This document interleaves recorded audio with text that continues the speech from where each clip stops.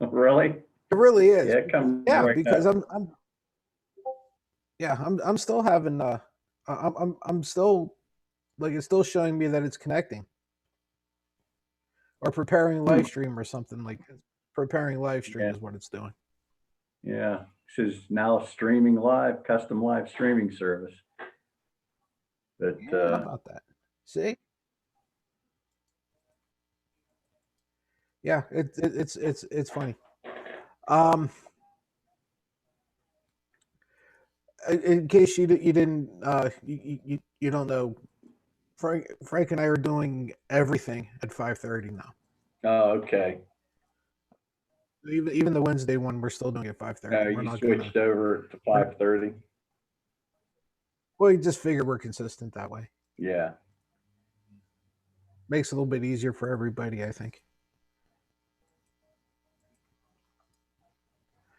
So there's that.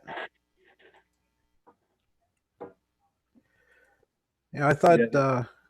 Because you wanted to talk about Chris Hayes waiting for Frank, but did you see where I don't think this is going to work out very well in the position we're in at this point is Trump wants to do retribution of some type against China, trying to deflect all the blame to them. And they're pretty much laughing at him right now. And the issue is, Wow. if you've noticed, China's been helping about 120 countries in the world now with all this mess. Who do you think the world's going to start turning to now, especially with Oh yeah. the guy we have in charge? Our standing in the world in Well, 3.5 years has gone down about 80% for respect and trust or anything else you can name. oh yeah, and the fact that uh they saw this and said, you know what, we can cut into their we can cut into a lot of the stronghold that they have. China's talking about us. We can start pulling people away from that block, and Trump pretty much just letting them do it. Yeah, I mean, you think about it. They say, like that ad they're running against Biden. Well, China's stealing our jobs, this and that. No, they're not stealing our jobs. We gave them our jobs. That's the issue. Hmm. With the tax code and the way it was written, starting with Reagan 40 years ago, and the Laffer curve trickled down has proven bullshit. And if we really had a true liberal media, you would hear that on that also as to why these jobs are shipped. When you could give people, companies and corporations and stockholders tax breaks to move production overseas, and it proved it now with having to get all our medical supplies from China. We shipped them some, yeah, but okay, humanitarian, he misgauged whatever it was. The point is, we could not produce what we shipped. Then we're waiting to get it back because we can't get it. Because nobody here can make it. Nobody here was geared up to do it. And again, Along we with go back to that. every other component part you could think of, because the industry I deal in, half the components on products that are assembled and made here are made in China. Without those parts, we can't finish production on things here. And there's not just us, every company in this country is in the same boat, waiting for parts. Part of that supply chain breaks down, you're screwed. You can't just turn the economy back on like they're saying. What are you going to do? Start a factory and say, well, we're missing half the parts. How do we run the production line on the production we have left here? What are you going to do? Service industry, go get a pizza and hope it fits? I don't know. It's kind of bizarre, but that's the position we could be in. Sounds like we're sounds like somebody's trying to I hear break the in. door.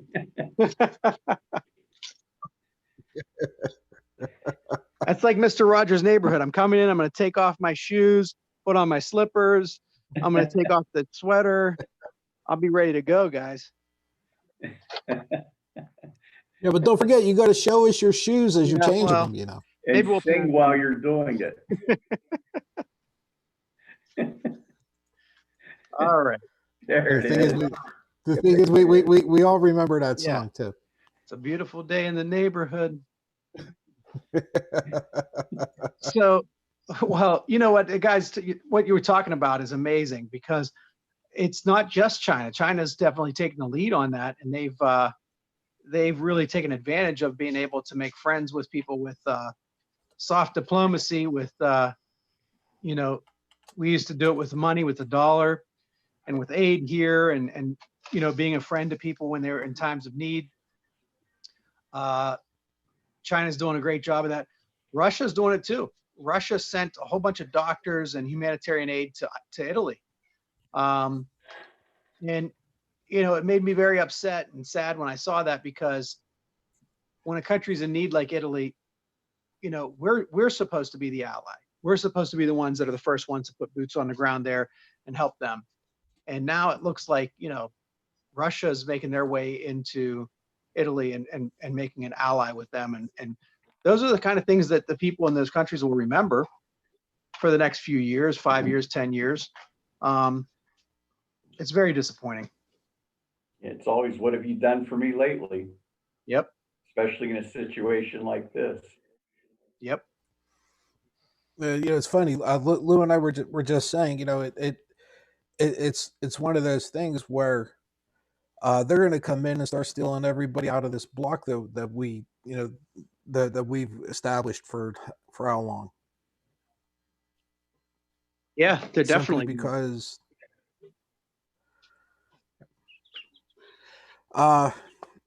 in other news that I found a bit, well, I shouldn't say we found a bit interesting.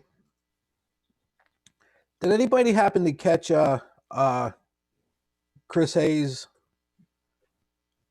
well, his show last night, or anything that anything about him? I went back and read about it because I didn't see it live. There was that New York Times piece you had sent. You know, so that was interesting, you know, their take on it. And it makes you wonder, you know, I've seen the comments running through Twitter today, is, you think about it, why would supposedly, you know, if you're supposedly a liberal network, you're going to back the Democrats. I mean, why do the Democrats have to have a perfect candidate that goes through everything? My God, you got Trump with 23 accusations and nobody in the media even bothers to bring it up anymore. Not saying that's an equivalency, which it really isn't. But I mean, seriously, once they got through the Republican primary, everybody hating Trump, he was the clear winner. I mean, face it, they put a MAGA hat on a booger and went behind him and got him elected. I mean, that's seriously what they did. And now you're taking information from an accuser and nothing even jives or verifies. Even women who have been assaulted are saying this can't be true, because when you're assaulted, you know what day it was, what time it was, what you were wearing, what he was wearing. And one comment I had heard, if she was put up against the wall and it happened, because she wasn't in DC that long as an intern, they said one comment was it could have been Bob Packwood at the time, who was similar looking to Joe Biden, who was a verified pervert. So who knows?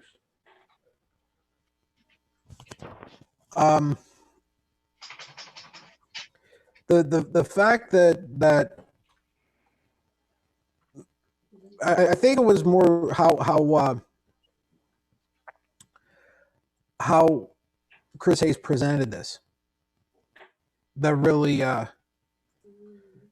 that really bothered people. Not what it was, right? Not really what it was, but how he presented it, how he came across.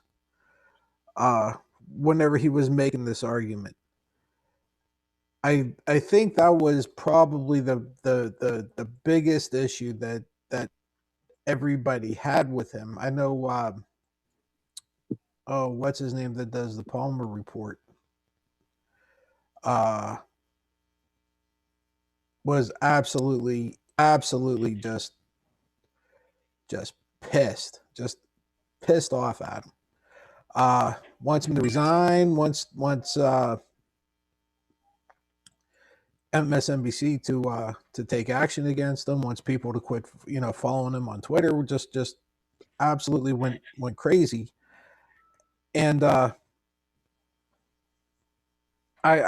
understand the backlash and how, Lou, I think you said it right, but uh, according to the Palmer report here, what they posted, Chris Hayes completely misrepresented Joe Biden Tara Reade's story tonight. He ignored that she keeps changing her entire story. He falsely claimed that she has contemporaneous cooperation. He left out her connection to Putin. Hayes is a worthless Bernie bro. Cancel him. That's pretty harsh. Yeah, it was. You're right. It was in the way he portrayed it, because he made it. How did New York Times put it? They put it off almost as a Fox News piece where you insinuate without the facts and let it go at that. It is how a lot of people interpreted it. And kind of implying without any basis.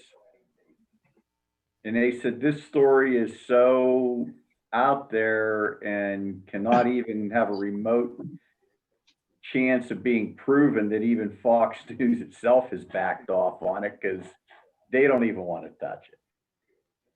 Because if there was a grain of truth, they would have been all over it. And yet he felt necessary to do something like this. Whenever I first was whenever I was first asked about the Chris Hayes thing, or did I see it, did I hear anything about it, or so on and so forth. I thought he had actually done something, or he was actually accused of something. I didn't realize that it was how he was covering this that got everybody all pissed off, because I kept asking the same thing. I kept asking the source, and you guys all know who know who it is. I kept asking her, Chris Hayes? Really? Chris Hayes? And finally she had to show this to me, and I was like, oh, okay. I see what it's about now. The whenever we were going back and forth about this, I made a statement, and I'm curious to hear what you guys have to say. I said, it's apparent that MSNBC has a issue with their male hosts. You look at what they have, right? You have Matthews, hardball, who was a total piece of shit. You still have Brian Williams, who has done everything. He has been in every battle except for the Death Star battle. You had Oberman before them. You had Schultz. Lawrence O'Donnell's a slime. And it seems like the only one they have, that's the two that they have male that are actually, kind of decent, is Al Sharpton, and they almost shit him away. They tucked him into the weekends. And Belshi, well, Ari Melber too. I shouldn't say that. Ari Melber is there, but they're I don't understand what they're doing. I mean, at this point, they literally have 3 people, all women, who are carrying that network. They have 3, and they almost fucked the black one. Yeah, it's It makes like you wonder what the hell they're doing. Hillary's emails all over again. let's bring up garbage emails. Do you think about the coverage she got and the coverage Trump got positive that he shouldn't have gotten positive in the last election run? I mean, there was your 70,000 vote difference in 3 states on those swing voters over BS, plus Comey not helping at the end either. Well, Yeah, Comey's absolutely. You made a great point, Lou, earlier about the media. If we had an actual media, a real media in this country, you'd see a different kind of course of action. And I really believe that, and this is going to be, this is going to be a little counter to, I think, some of even my own beliefs in terms of who I would like to see win the Democratic primary, which we kind of know the presumptive winner is going to be Joe Biden. So it really doesn't matter what my wishes are at this point, because that's going to happen. And that's, I think he's got the best chance, and that's who I would say should be there. But be that as it may, after the South Carolina primary, if you look at the news coverage and the amount of positive news coverage that went towards Joe Biden, with really no critical coverage of him at all, and the amount of negative news coverage that went towards Bernie Sanders from that time between the South Carolina primary and Super Tuesday, it's the same thing as what Trump got with Hillary. The media picks who they want. It's not the Democratic insiders necessarily that handpick their person. It's the media. It's corporate media. Okay. Corporate media picks who they want because they see somebody as a more palatable choice for their selling their ratings. And certainly that was Trump. Trump created controversy that got people's eyes on TV on the 6 o'clock and the 10 o'clock news every night. And with Hillary, they may not have had that. The same thing goes here with Biden and Bernie. They picked their winner. They wanted to jump on this story of who was the guy, I don't even remember his name, that gave this speech that backed Biden in the South Carolina primary. And they ran with that for days. And then they ran with the story about Bernie saying something about Castro and Cuba, which was basically the same thing that Obama said when he was in office. But they made him out to be a villain because he said it. So I'm sorry, guys. I know you don't like Bernie, and I don't want him to be the nominee either, but that's what the media did. Yeah, they did. Bernie got a lot of positive press whenever he was running against Hillary, though. Yeah. So I guess they figure, well, turnabout. Hillary couldn't get anything positive from anybody but Bill and Barack. It seemed like, right? They were the only 2 people on the planet that were willing to give Hillary any kind of positive anything. Look, Trump was good for ratings, right? He got on your show. He was the first presidential candidate I ever saw that could just call it in. He didn't even have to show up to your studio or do anything remotely. All he had to do was pick up a phone. I don't ever remember any candidate being able to call into a news show or a talk show or whatever, and he did it regularly, right? So he was good for ratings. Absolutely. And as long as somebody's good for ratings, they're going to keep putting them on.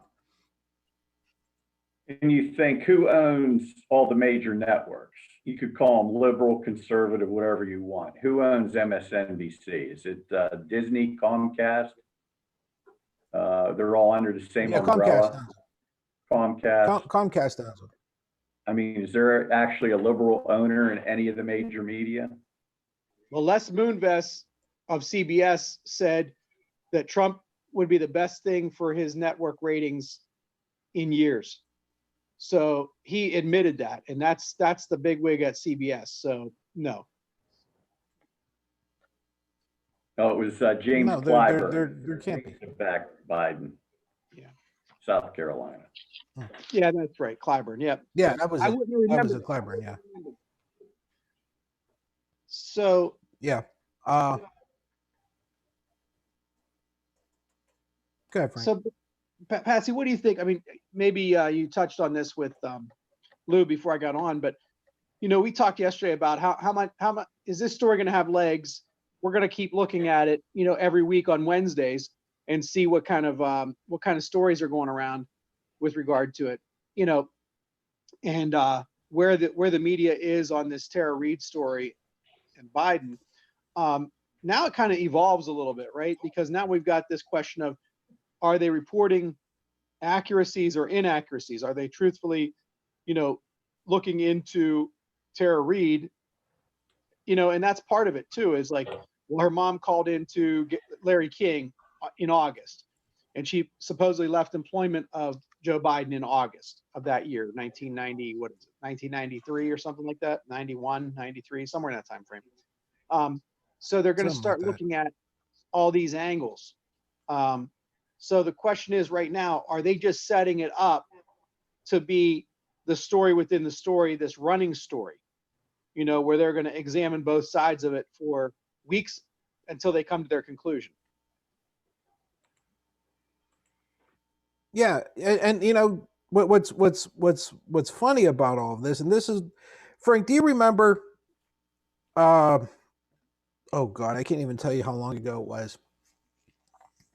You and I had a conversation on the audio pod about how the USA Today is far more conservative than it used to be, or it was something along those lines.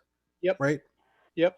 I can remember whenever you and I were sophomores or freshmen in high school, and Andrew Tobacco used to have a USA Today every day. Remember, he used to stop at the corner store on his way to school, and he stopped and buy one.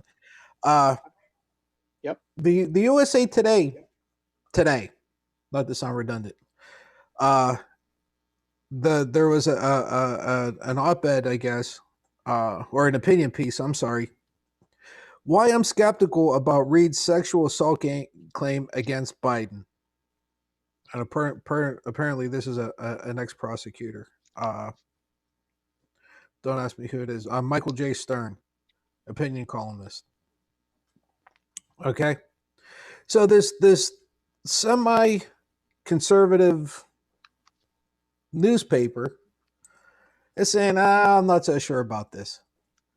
And MSNBC last night, well, one show on MSNBC, decided that Joe Biden's a piece of shit, and we better start looking at this seriously. Now, I mean, come on, Hayes is a little off base, I think. Well, just do the diligence. Lou did it for us last week, right? Or earlier this week. I think it was last week when we went through the time. He went through the timeline, and there were problems with just the basic timeline, and none of that was examined. Just do some diligence. That's all. I mean, if you want to do the story and say we're not sure, the jury's out, the verdict is out, fine, but at least do your diligence. Yeah, he didn't. The information I have, if I was sitting on a grand jury with that information, my vote would be tell her to go home. There's conflicting details, plus the fact, I guess she was stealing from a charity or a nonprofit that's coming out now. Some kind of animal shelter or something like that. Yeah. And I still can't get over that, during 8 years of Biden being vice president, two election terms as a vice president, that this didn't come out then. Especially whenever he was the VP for the first black president. Right. If they were going to try to torpedo any of this shit, it'd have been then, right? If they were going to try to just destroy his run for presidency, this would have been a bullet in the gun. Yeah. Right. If there was anything here, they'd have used it. And how about the ideal time? You're going to tell me, and looking at it from the other side of the coin, do you really think the very first black president, or the person running to be the very first black president, isn't going to vet the hell out of somebody who's going to be their VP?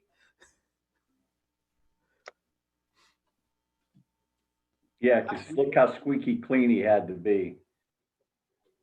You know, Yeah. basically the Trump administration is the antithesis of the Obama administration. I don't know how else to put it. Yeah, and I think we're trying to set that standard, and we forget about the standard that the Obama administration set. You know, don't forget from day one, from the day he announced his candidacy, he had to do it better than everybody else. Kind of, you know, almost the same boat Hillary was in, right? Neither of them could act half of the way that Trump does and expected to get 4 votes.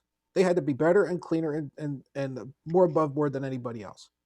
There's no way in hell he'd have let any kind of accusation on Joe Biden that had any legs at all or any semblance of credibility uh, be able to pop up. So they had to have come to the conclusion that there's nothing there a long time ago. Think about the ideal timing it would have been for the McCain presidency when he was running with a female VP, right? Mm-hmm. You come out and say, look, I've got a female on my ticket. What's Obama got on his ticket? Somebody who was sexually harassing women when he was in a position of power. Mm-hmm. There's absolutely no way that they wouldn't have brought that out. No, not if there was anything. Plus there. the fact McCain was in the Senate with him for how many years? You know for a fact that there's gossip there. Absolutely. Would have been around. Yeah, if there was anything. If there was something there, then we would have heard about it earlier, I think. Yeah. I think so too. But the fact that they're willing to go off that half cocked, especially a network that's supposed to be the liberal network, that's disturbing. With how the network is handling it, not so much the allegation. But even like I said, even folks that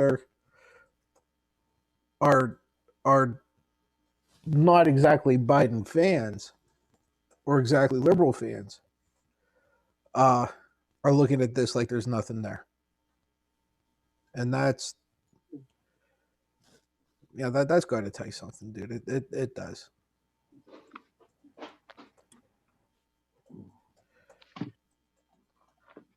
If one of the other things that makes this thing very, very interesting. I forget who posted this to our group. Lou, you did.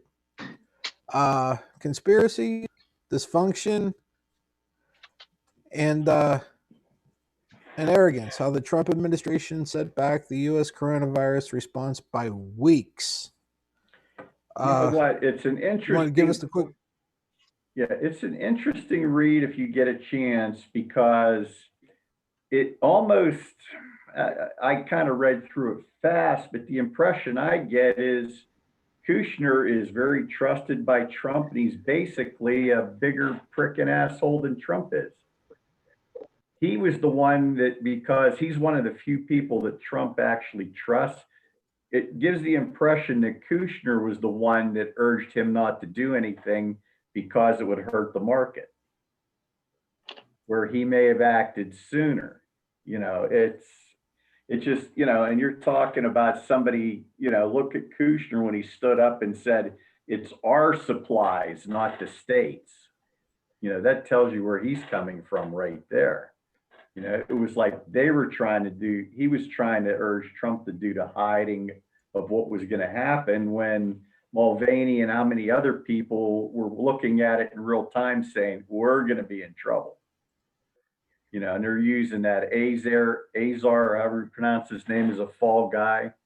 He's blaming China, you name it. And, that's what he's trying to do now. Everybody but him.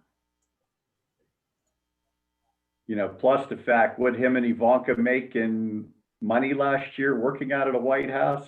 Is it 85 million on their tax return? 95 million? Yeah, yeah, that sounds about right. They're making a killing. Yeah, and some of the other stuff you're reading is we should have set up a shell company in Delaware and been one of his friends to get our hands on some of the medical supplies to resell.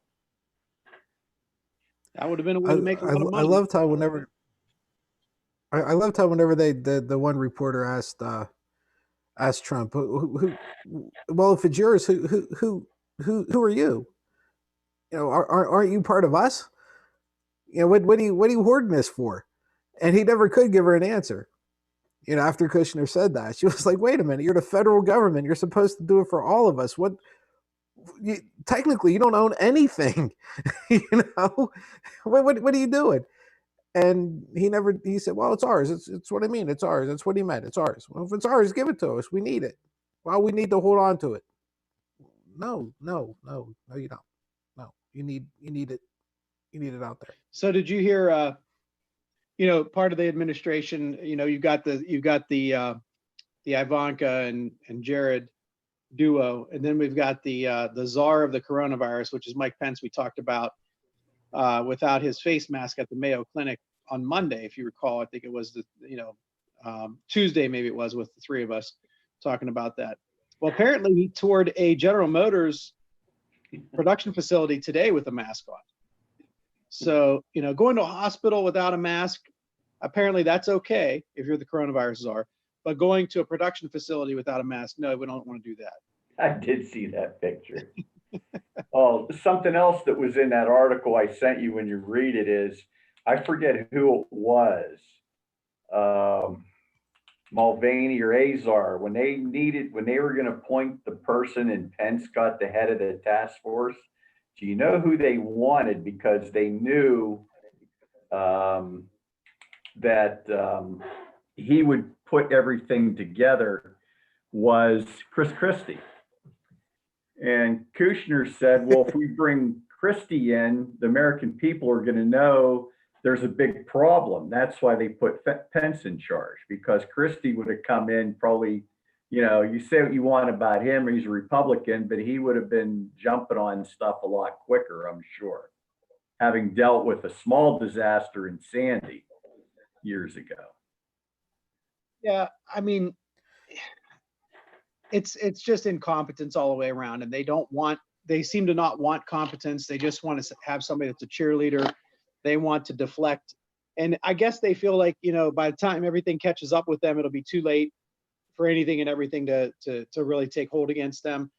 To me, it's Iran Contra. It's not. Iran Contra was like a pimple on the ass compared to this, but Reagan did the end run with Iran Contra and got away with it. Most of his people got away with it. A few people got caught up in it and got punished for it later on. But then Bush got elected, even though it happened. But it was proven that they were running illegal bullshit during the Iran Contra and lied about it the whole way through. And now you've got, the same kind of playbook. That just do what they want to do, say what they want to say, make the money that they want to make while they're, scamming and grifting off of everybody else's, blood, sweat, and death, basically here. And then anytime somebody ever catches up with any of this, they'll be long gone, and nobody's gonna hold them accountable for it. Oh no, they'll be long gone, and they already know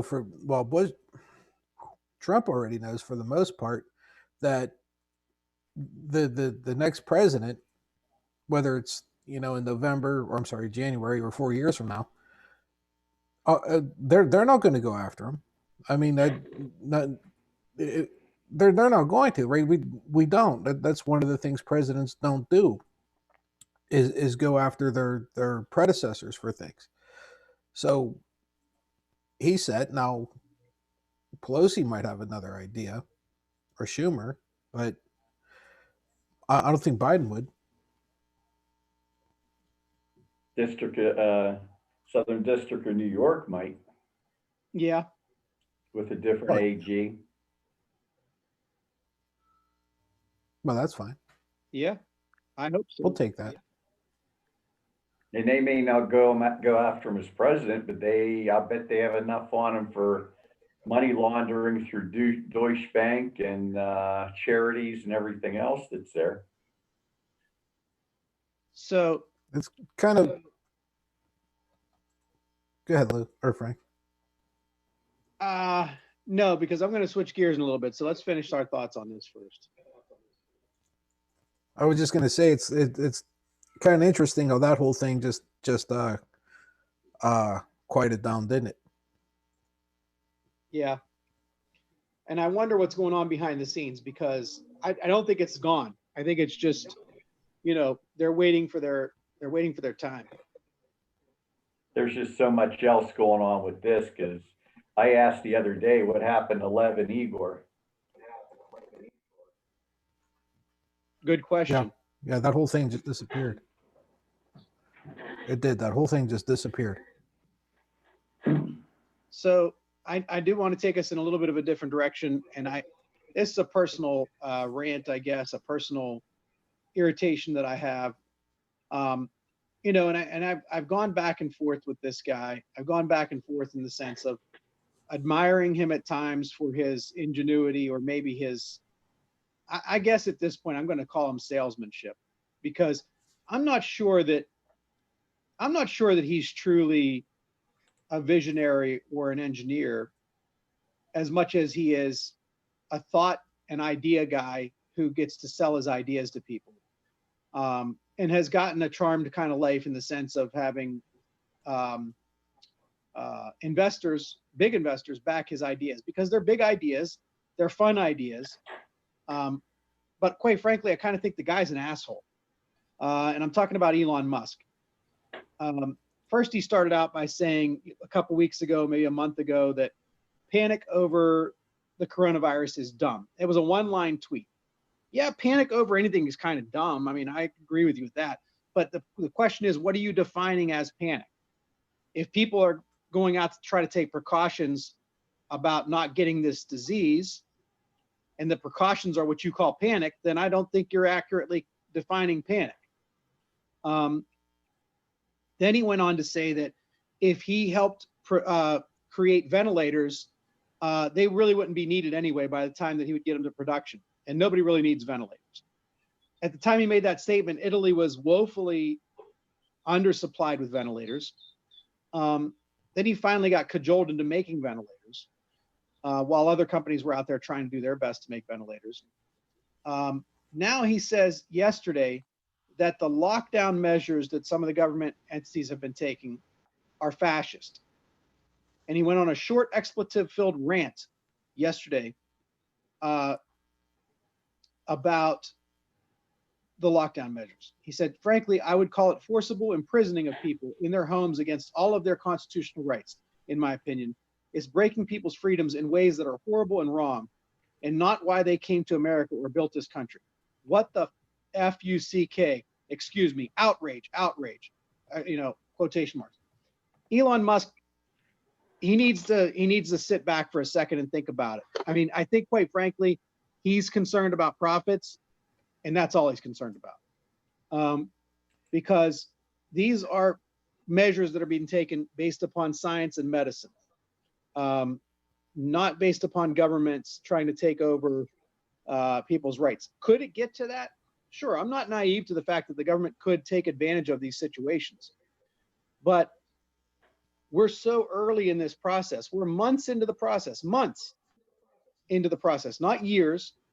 We don't have a vaccine. We don't have a known treatment yet. And he's saying these are fascist measures. I don't get it. Frank, here's the thing that always bothered me. And I guess I'll use myself as an example. Whenever I am in a arena or in a whatever, where the subject matter is the law, I will turn to you. I will ask questions. I'll voice my opinion, but ultimately, you're the person of authority. That's your forte. That's what you do. So whenever you tell me, yes, that's legal, no, that's not, and I'm being very simplistic here, I'm going to believe you. That's what you do. That's That's how you made your mark in the world. Whenever the medical profession tells you you need to wear a mask because it's going to keep people alive, or we need to self quarantine because it'll slow down the spread of this disease, why all of a sudden are the medical professionals idiots? And somebody who knows nothing about the medical field, regardless of their education or their intelligence, they know nothing about that field. All of a sudden, feels like they should be the person to discredit what they're saying. It makes no sense to me. I would never look at you and whenever you would give me some advice, no way in hell I would ever look at you and say, Frank, you're full of shit. No, that's not right. Why does this clown feel it necessary to look at the medical profession, not a person, right? Not a doctor who very well could be a quack, but he's looking at the entire profession, the entire medical field, and saying to that entire field, I know better. That's the key, really, what you just said. This isn't one person's opinion. This is the overwhelming majority of infectious disease specialists' opinion. I think that's what this country's right. evolved to right now is they're viewing science and medicine as opinion, not fact. And my asshole opinions, what I think is better than your facts. I mean, look at the protesters. Yeah. You know, look at the protesters. How people about the idiots in Michigan today sitting in the state house because they're allowed to take their AR-15s in? You imagine if there was a person of color with a rifle in that viewing area, they would have shot his ass before he got up there. That's kind of going off subject. No, it's a good. It was just a rant. I don't know if you saw that today. You know, how would you like to be a legislator sitting there like, why are these idiots with rifles in the galley? Yeah, you know, it's funny because if honestly, Western PA, we wouldn't think twice about it. Would have been like, all right, there's something going on. We'll just keep going on our way. You know? I might be, but yeah, I was just going to joke around and say I might be sitting outside tonight with my shotgun, waiting on a couple raccoons to come into my yard because apparently they're getting in, trying to get to my chickens and ducks. So, well, I caught a possum you gotta this do morning in that vein instead of a raccoon in my cage. So. I got 2 dogs and I can't comment because they got nothing. There's nothing there. You guys are catching things and trapping and killing things left and right. I got 2 dogs, not 1, 2. One of them was bred to kill badgers, and there's nothing. I got nothing. So you know, I'll take a pass on this one. But it's the truth though, Frank. This guy, he doesn't he has no idea what he's talking about, and he's you know, spouting off like you know he invented the profession. Yeah, it's disturbing. It's disheartening because I did admire the guy because look, I like big ideas and we have to have big, bold ideas a lot of times to move things forward. But when he comments, he's got such a big forum and format to call, you know, people's attention to things. And when he does things like this, it's beyond irritating. It's really just it's ignorant.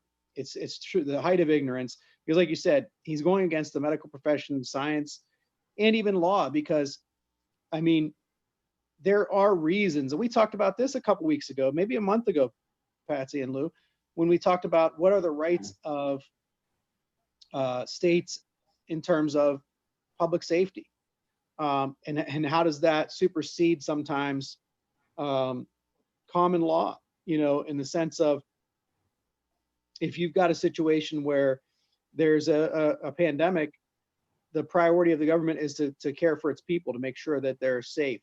So sometimes things are set aside temporarily to protect the health and safety of people. it's a danger that you then slide into authoritarianism if they could try to take advantage of those things. 9/11 is a perfect example. I mean, people gave up freedoms after 9/11 because they were so afraid of terrorists.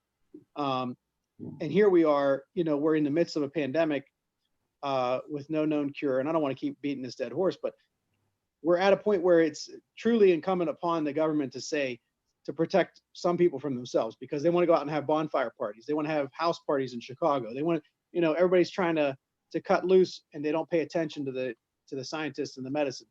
So to me, I'm so disappointed in Elon Musk, who's a big idea guy. It irritates me. Like I said, it's beyond irritation, because I think he's got the ability to have a positive impact on people, and instead he's having this negative impact. Hey, just a question. Do you remember the soccer team that was trapped in that cave for all those days? Yeah, remember the water rose in Thailand? Yeah, I think so. Did he come up with that submersible to get him through? Was he one of the people that came up with an idea? Was that him? He was working on something. Yeah, so he had like this big long tube or whatever it is, and they were supposed to lay down in it, and whenever that idea got rejected, didn't he call the guy who rejected it a child molester? Pedo guy, yeah. He called him a pedo guy. Yeah. Yeah. Mm-hmm. So this guy said the Musk set the bar real low to begin with. Look at it that way. He's going, he's definitely going. He's going in the wrong direction. He's really going the wrong direction. And I noticed, like we've talked about it on the show too before, with investments and things like that. I'll admit, if you guys want to go out and buy the subscription to the Motley Fool, I'm not getting paid for that, but I believe in a lot of the analysis that the Motley Fool gives. And one of the things they said was to buy Tesla as a stock because of the innovation and because of the possibility of them being further ahead of the curve with direct sales, not sales from big car lots, right? They have a lot of direct sales, and they're way ahead of the big other car manufacturers in that respect. And as we're running through this situation with COVID-19 and pandemics, they could be further ahead. They will be further ahead than other car dealerships in terms of selling cars to the public. But the one caveat they said was leadership is a wild card, because Elon Musk there's uncertainty as to whether his leadership will be appropriate moving forward. And that's a big question mark. If you're going to invest in a company, I believe you're kind of putting yourself in that situation of being part of that company, as small as that may be. Do you want to buy into a company that has such weird leadership? And for me, it's a no at this point. No, at this point, I mean, like I said, whenever he tossed out that bomb out there, I wasn't so sure that that I had much use for this guy. I mean, I understand his fifis were hurt when he was just trying to help, but you know what? Everybody's fifis were hurt. Okay, you didn't hear that things like that being thrown around by anybody else. No. The one thing you said, Frank, and I wanted to touch on it here real quick, because I know we got to wrap it up, but you talked about the states' rights and people giving up their civil liberties and temporarily, and you use 9/11 as an example. At that point, we were attacked. Our country was attacked. It was, by all definitions, an act of war. Okay. In essence, the only difference between that and Pearl Harbor was there was a formal government that attacked Pearl Harbor. Okay. We're having protests now because people are inconvenienced. You know what I'm saying? People are losing their shit now because they want a fucking haircut, or they want to go to the bar, or they want to have the bonfire, like you said. And they're raising all kinds of hell and doing all this bullshit because they want to go have a drink in a bar. It kills me that people are that's willing to go to these lengths simply because they want to get out of the house. I don't know if you heard this in that vein. Justice Alito had to order Wolf's administration to respond to arguments from a lawsuit Pennsylvanians filed with the Supreme Court. This stay-at-home bunch of guys.